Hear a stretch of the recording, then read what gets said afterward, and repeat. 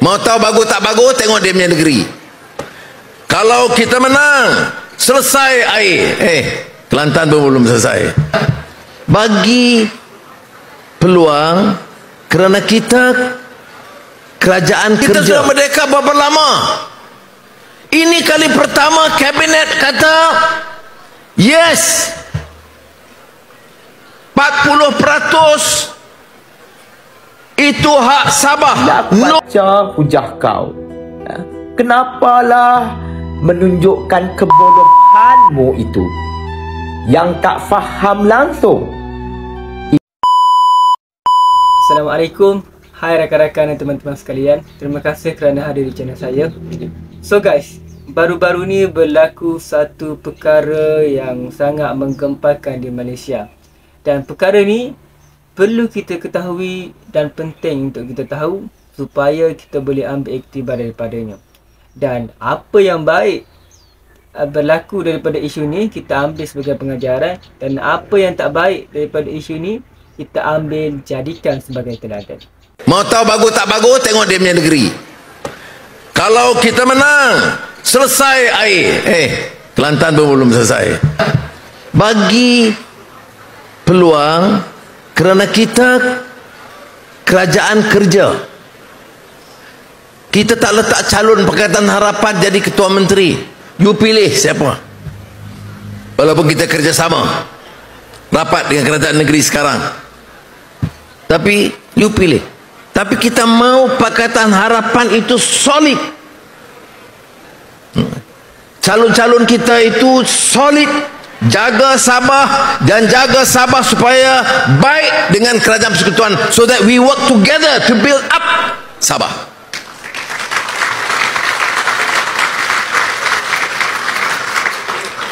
Jadi itu saya nak sampai. You think about the future, think about your children. Berapa banyaklah election, semua dah pandai ada elections. Mau bila election mau janji gunung, mau janji bulan. Ini pas lah janji bulan. Boleh dengar, boleh. Mau tahu bagus tak bagus, tengok dia punya negeri. Kalau kita menang, selesai air. Kelantan pun belum selesai. Jangan. Jadi kena fikir betul-betul. Semua kerajaan sudah jadi kerajaan dulu. Kita sudah merdeka berapa lama? Ini kali pertama kabinet kata yes, 40% itu hak Sabah. No argument. Yes. Hari Isnin jalan meeting. Oh, ada orang cakap tapi dia rayu, appeal. Dia masih appeal lagi. Bacalah. Peguam negara kata appeal. Lain punya kes. 40% no appeal. Kita bincang dalam kabinet. Saya cakap di parlimen, bincang dalam kabinet, buat appeal, masih hantam lagi. Mau kerja dengan orang macam ni ke? Semua tak betul. Kita tak appeal. Kita mau bagi 40%. Kabinet sudah putus. Saya sudah cakap dalam parlimen, sudah buat surat rayuan, masih lagi tak suka kita. Apa boleh bikin? What more do you expect us to do? Kita appeal sebab ada hal lain. Kita appeal sebab dia cakap kita buat kerja daripada zaman Tun Razak, zaman Donald Stephen Tun Mustafa, dia tak ikut perlembagaan konstitusi. Jadi kita mau betul itu. 40% selesai, kita boleh bagi. Oh, tapi dia kata dulu Anwar sebut 17 bilion. Sekarang maknanya sudah. Saya mau jawab macam ini. 40% yes, but don't tell me or tell us we do nothing. Saya minta kawan-kawan Sabah anggap kita ni kawan, bukan mau lawan. Don't say that we have not done anything. We gave 17 billion, highest in the country. Untuk apa? Untuk elektrik, untuk air, untuk banjir, untuk jalan, untuk sekolah. Mau buat new Last year saya announce, last few months saya announce new maktab perguruan, ganti yang gaya sebab erosion. Extend airport Kota Kinabalu, airport Tawau, extend hospital. Itu kerja kita buat. Iwan, kau ni betul-betul tak faham atau sengaja buat-buat tak faham kerana ada agenda politik tertentu. Ialah sekarang ini musim pilihan raya di Sabah. Aku fahamlah. Aku dah baca hujah kau yang sangat lemah. Itu pun dalam bentuk penulisan. Kalau dalam bentuk video, aku rasa sangat low class. Iwan, bila aku baca hujah kau, kenapalah menunjukkan kebodohanmu itu yang tak faham langsung isu pemberian khas 40% Sabah. Isu pemberian khas 40% Sabah tidak ada kaitan langsung dengan rayuan. Tapi kau buat persepsi seolah-olah kerajaan sengaja melengah-lengahkan untuk bagi hak Sabah. Itu dah kira menghasut, Iwan. Iwan, kerajaan memang nak bagi secepat mungkin. Segera 40% pemberian khas Sabah tu. Dan tak ada buat rayuan pun. Rayuan itu tidak ada kena-mengena. Dan hari ini Jabatan Perdana Menteri, Jabatan Peguam Negara dah keluar satu kenyataan media. Rayuan itu tidak ada kaitan pun.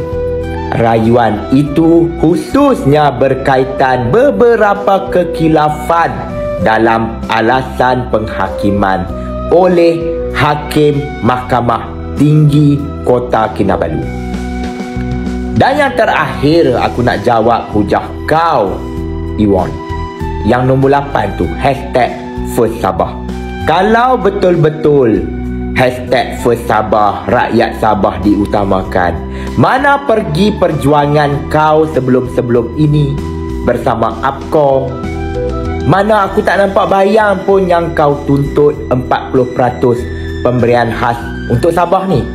Tak nampak pun. Ini semua hasil kerjasama bersama Barisan Nasional, GRS. Tak ada APCO pun. Hasil perbincangan dan akhir sekali semua kabinet bersetuju, kerajaan persekutuan bersetuju nak bagi pemberian khas 40% Sabah tu. Jadi APCO, janganlah nak main politik isu ni. Kalau betul-betul sayang rakyat Sabah, jangan buat persepsi buruk benda yang baik. Benda yang baik sepatutnya kita sokong. Aku nak ajak orang Sabah berfikirlah, kan. Apa sebab sebenarnya rakyat Sabah nak kena bagi peluang kepada Perikatan Nasional, bagi undi kepada PAS atau Bersatu dalam PRN Sabah tahun ni.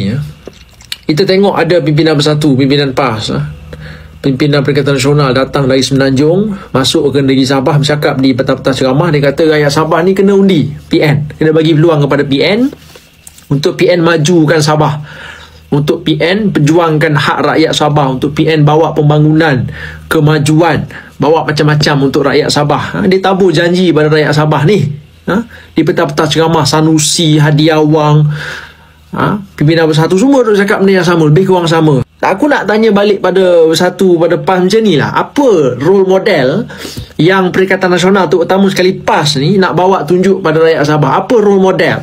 Negeri mana yang PN perintah hari ni, yang dia boleh datang ke Sabah tunjuk, this is how we Perikatan Nasional jaga negeri, this is what we do, we do this and that, and our hasil negeri meningkat, we give macam-macam pada rakyat kami, sekian-sekian apa semua benda, so we would like to do the same in Sabah. If rakyat Sabah bagi kami peluang, mana, negeri mana yang boleh dijadikan role model? Negeri Kelantan, negeri Kedah, Terengganu, Perlis, bawa mai satu negeri yang PN boleh guna sebagai role model, tunjuk kepada orang Sabah, tengok kami jaga negeri Perlis dengan baik, tengok kami jaga negeri Kelantan, Kedah, Terengganu dengan baik. So kami nak buat perkara yang sama kami buat di negeri-negeri kami di Sabah. Kau cakap dengan aku, negeri mana yang dia boleh bawa benda tu datang sini? Datang ke Sabah nak bohong orang Sabah, kata PN nak bawa pembangunan, PN nak bawa kemajuan dekat Sabah. Cuba kau fikir, kalau kita buat perbandingan mudah, simple comparison antara zaman Muhyiddin Yassin jadi Perdana Menteri, PN 33 bulan dulu, dengan zaman Kerajaan Madani Anwar Ibrahim jadi Perdana Menteri. Hari ni kita semua kena akui hak negeri Sabah ini jauh lebih terbela hari ni zaman Anwar Ibrahim jadi Perdana Menteri. Suka ataupun tak hari ni, benci ataupun tak, sakit hati ataupun tak korang, hari ni kau terpaksa akui manusia bernama Datuk Seri Anwar Ibrahim, dalam masa 3 tahun dia dah berjaya settlekan 9 tuntutan dalam MA63. Zaman Ismail Sabri 3 perkara berjaya selesai. Zaman Tan Sri Muhyiddin Yassin kosong, tak berjaya settle apa-apa. Hari ni Anwar ada buat 9 perkara. Pertama, JKR dengan JPS Sabah diiktiraf sebagai jabatan teknik. Wakil Kerajaan Negeri Sabah dengan Sarawak ada dalam LHDN, wakil tetap. Kuasa kawal selia gas dah pun diserahkan kepada Sabah. Tambah baik pengurusan kehakiman. Kuasa kawal selia elektrik dah ada bawah Kerajaan Negeri Sabah. Sabah urus sendiri elektrik Negeri Sabah hari ni, tak bergantung dengan federal. Pindaan perkara 95B Pelbagai Persekutuan, status pelabuhan Bintulu ditukar kepada Pelabuhan Negeri. Pindaan ordinan buruh ni bagi Sabah dan Sarawak settle. Garis panduan baru untuk penyerahan semula tanah berjaya dirizab kan. Itu 9 perkara yang settle zaman Anwar Ibrahim. Benda yang Tan Sri Muhyiddin Yassin tak buat dulu, Anwar buat dalam masa 3 tahun sahaja, saudara. Jadi kalau PN nak datang kat sini nak bercerita takkan rakyat Sabah semudah itu ditipu oleh puak-puak ni, Perikatan Nasional ni. Same goes to perbelanjaan persekutuan di Sabah, sama meningkat bawah Kerajaan Madani. Kau tengok tahun 2022 daripada 13 bilion naik kepada 14 bilion 2023-2024. Naik lagi kepada 17 bilion 2025-2026. Naik hasil negeri Sabah ni sekitar 10 bilion. Setahun kerajaan ambil daripada Sabah, bagi balik 17 bilion. Belanjawan 2026 almost 7 bilion, 6.9 bilion. Peruntukan pembangunan paling tinggi antara negeri-negeri dalam Malaysia ni, Sabah paling tinggi. The fact that kerajaan bagi 1 bilion kepada Sabah untuk Sabah selesaikan isu air pun satu rahmat besar pada rakyat Sabah. Sabah pun dapat pemberian khas 600 juta zaman Anwar Ibrahim jadi Perdana Menteri, naik almost 10 kali ganda daripada kerajaan-kerajaan sebelum-sebelum ni. Tiba-tiba hari ni kau tengok Perikatan Nasional datang turun ke Sabah ramai-ramai, bercakap di pentas ceramah nak buat macam-macam untuk Sabah. 33 bulan dia ada kuasa, dulu ada dia buat. Apa dia buat? Dia ada kuasa di federal 33 bulan. Apa dia buat untuk Sabah? Apa benda yang hak negeri Sabah yang Perikatan Nasional perjuangkan dalam masa 33 bulan? Dia ada kuasa di federal. Apa dia buat untuk rakyat Sabah? Rakyat Sabah boleh fikir perkara ni. So guys, berikutan isu yang berlaku ni, banyak reaksi daripada masyarakat setempat. Nasihat saya, kita jangan bergaduh sesama sendiri. Sebab kalau kita bergaduh, tidak ada kesudahannya. Dan kita perlu menghormati setiap pendapat masing-masing.